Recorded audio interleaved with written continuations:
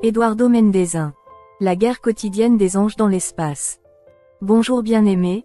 Les gens peuvent penser que je suis fou mais je vois des choses. J'entends les voix de la lumière du ciel. J'entends des voix angéliques et célestes. J'entends la voix de Dieu. Ils pensent que je suis fou, mais nous sommes fous du royaume et nous sommes ici pour chercher des âmes et chercher le salut des hommes au pays des vivants. L'apôtre Paul a parlé à l'Église pour les avertir de la guerre dans les airs, et l'Église à la fin des temps est impliquée dans une guerre spirituelle. Bien-aimés, l'Église en ce moment est impliquée dans une lutte spirituelle car nous n'avons plus à faire la guerre contre nos voisins ni contre nos amis. Aujourd'hui la lutte des chrétiens est contre Satan qui est réprimandé au nom de Jésus. Rappelez-vous que l'apôtre Paul vient d'une église où il combattait et tuait des frères dans la chair, mais lorsqu'il a rencontré le Christ, l'apôtre Paul a révélé une guerre spirituelle qui fait rage dans les airs. Cette guerre se déroule également sur terre et sur mer, une bataille qui fait rage dans l'univers pendant 24 heures non-stop. Il y a des mois, j'étais allongé. Je viens de prier le Seigneur de me toucher. Après avoir prié pendant un certain temps, j'ai immédiatement entendu le Seigneur dire, « Eduardo, lève-toi. Je veux t'emmener dans un endroit. » Soudain, mon frère bien-aimé, en un clin d'œil, j'étais dans la gloire. En même temps, le Seigneur m'a tendu la main. Je me suis levé du lit. J'ai entendu le Saint-Esprit me dire, « Eduardo, prépare-toi parce que nous allons voler. » J'ai été étonné quand il a dit cela. Je me demande pourquoi il me dit de me préparer car nous allons voler. Dans mon esprit, je pensais que c'était peut-être le jour de la trompette pour l'enlèvement de l'Église. Je pensais que la dernière trompette de Dieu avait sonné quand tout à coup, mon frère bien-aimé, nous avons commencé à voler et nous sommes montés. Nous avons voyagé jusqu'au premier ciel, puis au deuxième et enfin au troisième ciel. Lorsque nous avons commencé ce voyage, j'ai demandé au Seigneur, « Où m'emmènes-tu » Il dit, « Je veux que tu vois quelque chose. » Immédiatement, nous avons commencé à voler, mon frère bien-aimé, à une vitesse incroyable. Je regardais les étoiles et le ciel. J'observais tout dans l'univers, mais j'ai vu des milliers et des milliers d'étoiles. Nous volions dans l'espace, et j'ai vu que nous traversions les nuages, et nous sommes entrés dans le deuxième ciel, où j'ai vu des milliers et des milliers d'ombres qui se déplaçaient, et il y avait beaucoup de mouvements là-bas. Mais lorsque nous avons atteint le troisième ciel, tout était paisible et la tranquillité régnait. Quand nous sommes arrivés au troisième ciel, j'ai vu que mes pieds ne touchaient pas le sol car nous étions suspendus dans les airs. L'Esprit de Dieu dit, « Je veux vous emmener précisément vers le camp céleste de l'armée du ciel, où se trouvent les chars de guerre de l'armée de Dieu. Nous nous rendons à l'emplacement de la base de commandement et du quartier général des anges guerriers des armées de Dieu. Je vais vous emmener dans ce champ céleste pour visiter l'armée du royaume des cieux où ils sont soldats et guerriers et vous verrez. » Soudain, mon frère bien-aimé, nous avons commencé à entrer dans le paradis de Dieu. Et au loin j'ai pu apercevoir une très belle colline paradisiaque. Et quand j'ai regardé, j'ai vu des centaines de demeures et de maisons paradisiaques comme un camping. Elles étaient différentes des constructions terrestres. Tous les cottages étaient soigneusement rangés. Quand nous sommes arrivés, je me trouvais dans un très beau pâturage, très vert. Alors que je me tenais dans ce magnifique pâturage, j'ai soudainement vu un puissant ange brillant sans aile apparaître devant moi. En fait, j'ai vu deux types d'anges dans les cieux, et le Saint-Esprit m'a dit, « Ce sont des archanges et des anges. » Puis il m'a dit, « Tu dois observer cet ange qui n'avait pas d'aile. Eduardo, je vais te montrer ce que tu dois savoir. » En fait, cet ange avait un vêtement blanc, mais ce qui a retenu mon attention, c'est que sur sa poitrine, il avait un pectoral qui disait « Sainteté de Dieu ». Il avait une très belle épée incrustée de diamants. Cet archange possédait une épée forgée en or.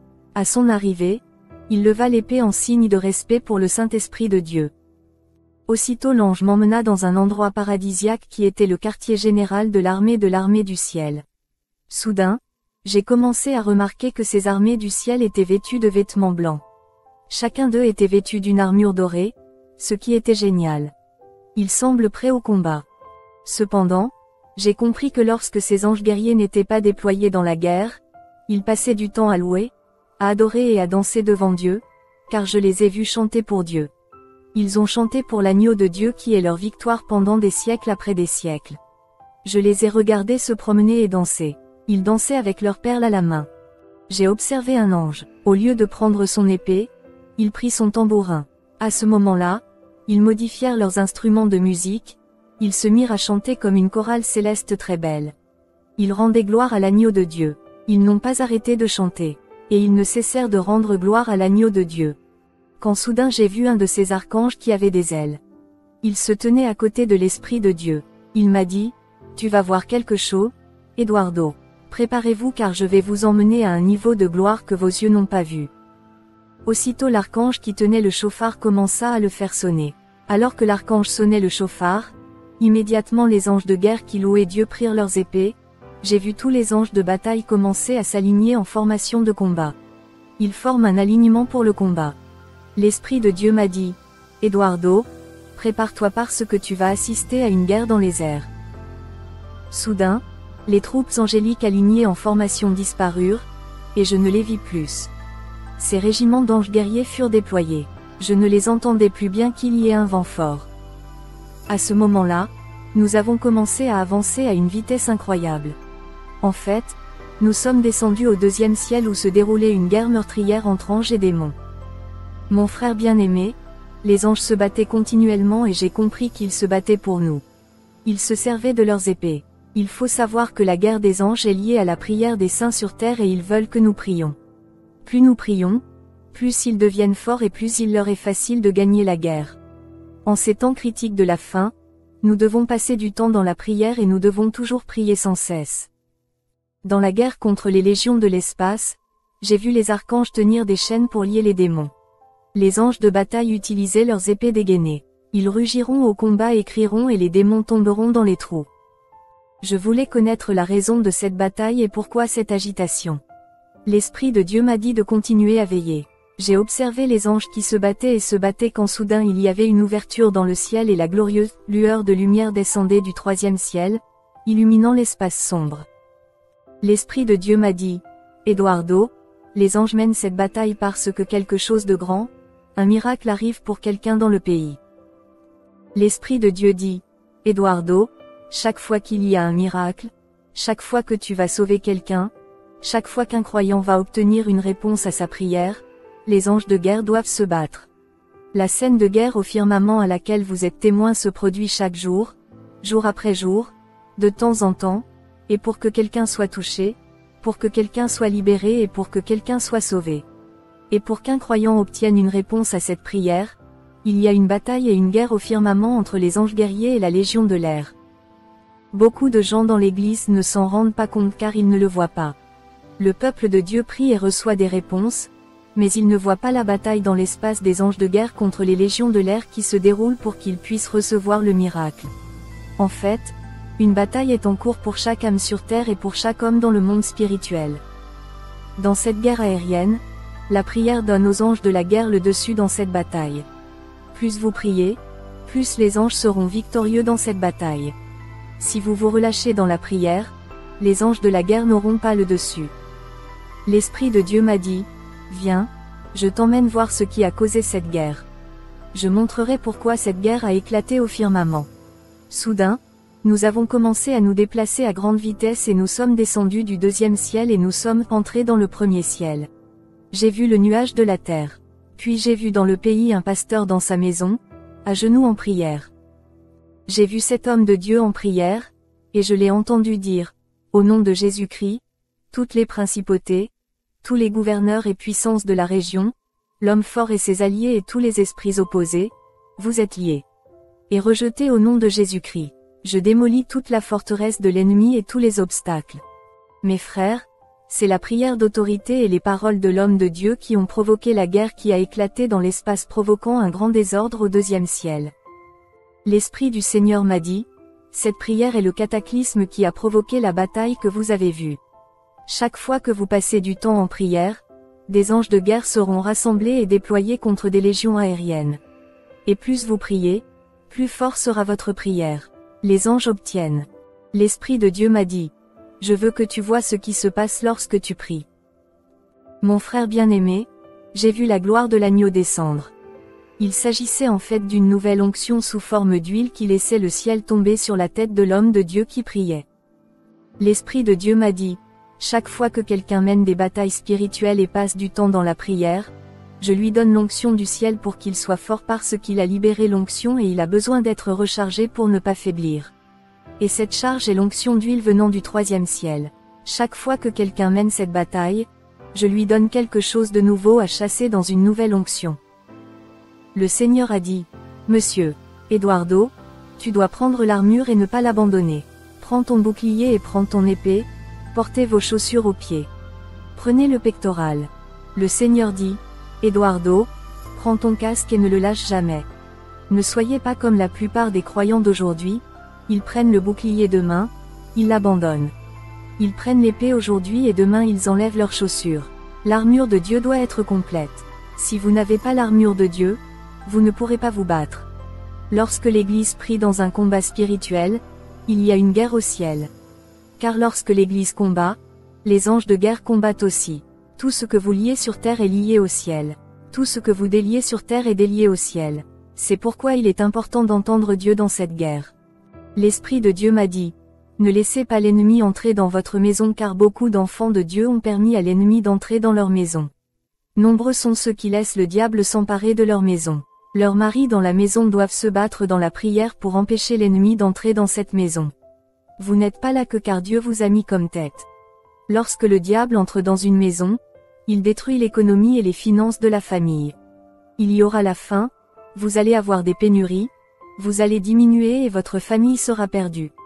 Parce que le diable commence par détruire l'économie et fermer les portes. Ensuite, la femme se dressait contre l'homme et lui disait qu'il n'y avait ni argent ni nourriture, qu'il devait aller travailler. L'Esprit de Dieu m'a amené à voir ce scénario. Et le démon a ri dans la chambre de cette famille. Il y avait un diable qui a été conduit dans la maison par la porte ouverte et la légalité. On lui a donné une entrée et il a détruit les finances de la famille. Et il fit s'élever la femme contre l'homme. Le mâle de ce foyer a perdu son autorité à cause du chômage. Il était frustré et ne voulait plus venir adorer Dieu à l'église. Bien-aimés, les soucis de ce monde peuvent vous conduire en enfer. Lorsque vous laissez le diable entrer dans votre maison, il va voler votre famille. Le diable s'est levé à la fin des temps pour détruire les familles. Le diable s'est levé contre les familles qui sont l'institution de Dieu. Pendant que le diable attaque le mari désespéré, il y aura une rupture entre l'homme et la femme. Au lit, il dormait avec colère, l'homme se tournait d'un côté et la femme de l'autre côté. Et j'ai vu le diable dormir au milieu de leur lit et il riait, mais il a couché avec eux. Le lendemain, la femme s'est levée et a crié après l'homme. Désespérément, l'homme essayait de se défendre, mais comment allez-vous le faire dans la chair, si vous ne levez pas les mains et si vous ne vous agenouillez pas pour prier et entrer dans le monde spirituel? Après cette expérience, le Saint-Esprit de Dieu est de nouveau venu vers moi et il m'a dit, « Eduardo, je vais t'emmener en enfer. » Ce jour-là, je venais de prier comme je ne l'avais jamais fait auparavant. Ma sœur dormait. J'ai à peine touché mon lit que j'ai entendu le Seigneur dire, « Lève-toi et allons-y. » J'ai commencé à bouger avec le Seigneur. Et il m'a emmené sur une colline où se trouvait une grotte. Et dans cette grotte, il m'a dit, « Ceci est l'une des entrées, l'une des portes de l'enfer. Viens, allons et entrons. » Nous avons commencé à entrer dans la grotte et il faisait plus sombre. Lorsque nous déménagions, le Seigneur dit, « N'ayez pas peur. » Soudain, nous sommes arrivés en enfer. Et il y avait une immense porte qui disait, « Bienvenue en enfer, le lieu du tourment. » Et il y avait deux portes immenses comme celle-ci, très grandes. Mais quand le Seigneur est arrivé, la porte s'est ouverte automatiquement, car il peut entrer et sortir. Il a les clés de l'enfer et il a entre ses mains l'autorité sur la mort. Lorsque nous sommes entrés, le Seigneur a dit, « Je vais vous emmener à cet endroit pour révéler quelque chose de différent. » Immédiatement, nous avons commencé à traverser les grottes. En fait, c'était des grottes dans des grottes. J'ai vu de nombreuses grottes et il faisait noir. Soudain, mon frère bien-aimé, nous sommes arrivés à une porte qui s'est ouverte automatiquement. La première chose que mes yeux ont vue au cœur de l'enfer était une table. Une très grande table en pierre. Devant la table de pierre se trouvait un trône de pierre. Mais j'ai remarqué un nuage noir qui le recouvre. Le Seigneur m'a dit, « Eduardo, tends ta main vers le trône. » Et quand j'ai tendu la main vers le trône, j'ai pu voir une inscription sur ce trône alors que j'ai vu une lueur de lumière sortir du centre de mes mains. De cet endroit, j'ai vu sortir quelque chose comme un creux. En fait, j'ai vu le diable assis sur son trône en enfer. J'ai été surpris, mon frère bien-aimé, car de ma main sortait une lumière centrale resplendissante illuminant le trône de Satan et de l'enfer. Le Seigneur le réprimanda alors qu'il était assis sur son trône, son bâton à la main. Le diable a commencé à me crier dessus et a dit « Putain de chien !» Le Seigneur Jésus-Christ est venu avec un bâton et il l'a placé devant lui et a dit « Ne le touchez pas !» Le diable dit au Seigneur « Donne-moi la permission de le toucher pendant 1 minute. Je vais le mettre en pièces. Je vais démolir ce chien. Il a causé beaucoup de dégâts. Il va dans les églises pour leur dire de lire la Bible, de passer du temps en prière et de chercher la face de Dieu. Et quand ces églises prient, le royaume de l'enfer tremble et tremble. Il n'est pas nécessaire d'avoir une grande église pour faire trembler l'enfer. Une simple petite église passant du temps devant le roi des rois peut faire trembler le royaume de l'enfer. Goliath n'était pas le problème car David savait qu'il pouvait le vaincre parce que son problème était déjà résolu au nom de Jéhovah. David a eu cette révélation du monde spirituel. Le diable a demandé au Seigneur la permission de me toucher, mais le Seigneur a refusé. Immédiatement j'ai vu le diable m'entourer et il m'a dit « Je vais te déchirer. Je vais te tuer car tu es un chien, foutu prophète. Je vais te faire la guerre et je vais te tuer. » Le diable n'arrêtait pas de dire au Seigneur « S'il vous plaît, laissez-moi le toucher. Il n'est pas parfait, il a des erreurs et des défauts, mais vous prenez soin de lui et vous l'aimez. » Et le Seigneur dit à Satan « Tais-toi. Si je prends soin de lui, c'est à cause de mon amour et de ma miséricorde. » Enfin, mon frère bien-aimé, j'ai vu Satan convoquer ses gouverneurs, ses principautés et ses puissances. Le diable commença à appeler ses hôtes. Le Seigneur m'a dit « Je veux que tu observes ce qui va se passer ici. » Nous nous tenions d'un côté et j'ai vu Satan enragé, plein de colère. Il se rassembla et dit à ses gouverneurs « Sortez et faites la guerre à ces églises qui je n'ai pris. Les églises qui n'obéissent pas à Dieu doivent être ignorées car elles nous appartiennent déjà. Cette guerre est contre les églises qui tentent d'obéir au Christ. Vas-y maintenant, vas-y. » Immédiatement, je vis les gouverneurs, les principautés et les puissances en mouvement car ils commençaient à sortir. Les principautés ont commencé à apparaître et les puissances ont également commencé à apparaître. Et puis j'ai vu l'armée de Satan apparaître devant le diable et pour avoir des précisions sur leur mission. L'un d'eux, un puissant démon, s'est adressé à Satan et lui a dit « Seigneur, quelle est ma mission ?» Le diable a dit « Devenez un humain, entrez dans l'église et commencez à les diviser, mettez-les les uns contre les autres. » Alors un autre démon apparut devant le diable, qui lui dit « Mets une mini-jupe et essaie de séduire ces bergers. » Et l'autre démon est apparu. Le diable a dit « Ceci est votre mission. Devenez rebelle et commencez à fréquenter l'église. » Il a demandé au diable « Quelle église ?» Satan a dit « Les églises qui je n'ai pris. Ce sont eux qui nous donnent mal à la tête, ceux qui recherchent la présence de leur Dieu. Allez détruire leur clôture, partez en guerre contre eux. » Soudain, mon frère bien-aimé, ils ont commencé à sortir et le diable s'est mis à rire et a dit « Tu vois ça, j'ai élevé un mur de pierre devant mon trône. Et vous êtes le 6e sur la liste des nombreux pasteurs qui font la guerre à mon royaume. Et sur l'autre pierre, j'ai écrit les noms de bergers qui vont déjà en enfer. Ils sont déjà tombés en disgrâce car ils ont commencé dans l'esprit et ils ont fini dans la chair en marchant dans la débauche. Leurs églises sont à moi parce qu'elles sont mes trophées. Lorsqu'un chrétien mène une vie de prière, lorsqu'un chrétien jeûne toujours, lorsqu'un chrétien lit toujours la Bible, il est considéré comme un trophée en enfer et chaque démon cherche à gagner son âme. C'est pourquoi il faut être vigilant. Si vous avez commencé dans l'esprit et que maintenant vous êtes dans la chair, l'ennemi a emmené votre âme en enfer. Vous vivez dans le péché et vous pensez aller au paradis. Frère, ne croyez pas cela.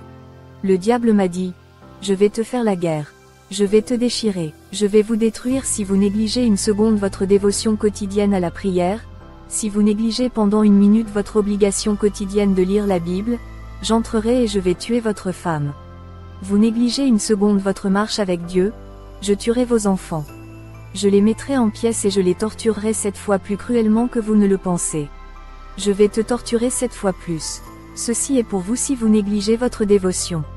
Alors le Seigneur dit, mon fils, lève-toi, Sois en alerte et préviens mon Église. Alertez mon peuple afin qu'il se soulève car l'ennemi ne veut pas qu'il vienne dans mon royaume. Dis à mon peuple de se préparer dans le jeûne et dans la prière. Ils doivent mener cette guerre. Ne vous laissez pas séduire. J'ai vu les puissances et les gouverneurs de l'enfer se présenter les uns après les autres devant le trône de Satan pour demander quelles églises devaient être ciblées. Ils ont dit, qu'en est-il de ces églises qui fonctionnent comme un seau d'eau froide? Qu'en est-il de ces églises, où ils louent leur Dieu et se maquillent là où les femmes mettent des pantalons? Le diable dit, je les ai dans ma main et ils sont déjà à moi. Il n'y a plus rien à faire contre eux. Je m'en fiche d'eux, je m'inquiète pour les églises qui je n'ai pris, pour celles qui vivent dans la sainteté. Ce sont ces églises qui m'inquiètent. Allez les corrompre. Je vais dire quelque chose aux femmes, car j'aime prêcher la vérité. Avec tout le respect que je vous dois, je vais vous dire avec tout l'amour du monde que je ne viens pas vous changer.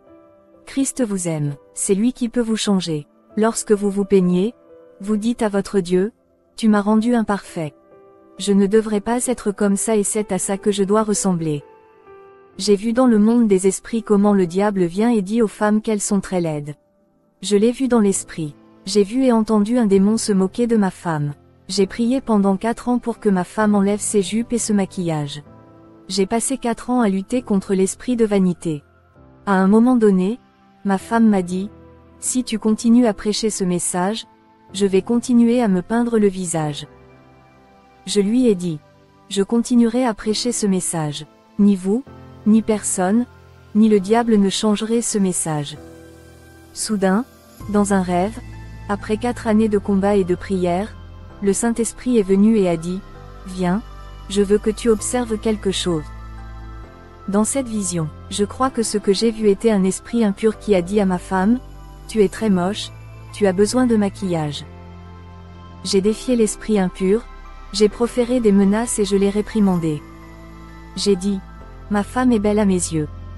Cette même nuit-là, Dieu s'est manifesté dans un rêve et a dit à ma femme comment une chrétienne devait s'habiller. Ce jour-là, quand ma femme s'est réveillée, elle pleurait et elle m'a dit, j'ai vu une jupe longue, un chemisier décent. Jésus lui dit, si tu veux me plaire, tu vas t'habiller ainsi. Elle a dit à Jésus, je n'ai jamais porté ce genre de vêtements. Le Seigneur lui dit encore, si tu veux me plaire, tu vas t'habiller comme ça. Depuis cette visite, ma femme a commencé à s'habiller décemment. Les gens sont venus et m'ont dit, frère, pourquoi laisses-tu ta femme s'habiller comme une Hongroise? Ils ont dit, frère, votre femme ressemble à une religieuse. Elle s'habillait à l'ancienne. La voix audible du Christ m'a dit de résister à toute pression et aux choses de ce monde car il y a une grande récompense. Christ m'a envoyé en ces temps pour dire à l'Église de se préparer parce que le diable ne veut pas qu'elle aille au ciel. Mais le Christ m'a ressuscité pour vous dire de mener cette guerre afin d'aller au royaume des cieux. Vous commencez dans l'esprit et vous devez terminer dans l'esprit. Suivant, Eduardo Mendes. Des milliers de prophètes de la fin des temps arrivent.